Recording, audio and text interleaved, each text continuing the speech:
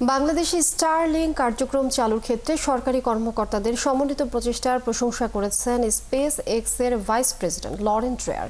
শুক্রবার রাষ্ট্রীয় অতিথি ভবন যমুনায় প্রধান উপদেষ্টা অধ্যাপক মোহাম্মদ ইউনূসের সঙ্গে এক বৈঠকে তিনি এ মন্তব্য করেন। লরেন ট্রেয়ার বলেন, ১৫০টি দেশ ও অঞ্চলে বাংলাদেশের মতো দক্ষতা ও দৃঢ়তা দেখা যায়নি। বাংলাদেশ সফরের জন্য স্টারলিংকের ভাইস প্রেসিডেন্টকে ধন্যবাদ জানান প্রধান উপদেষ্টা ডক্টর মোহাম্মদ ইউনূস। এই সময় তিনি বাংলাদেশে স্টারলিংকের ব্যবহারের প্রয়োজনীয়তা নিয়ে কথা বলেন।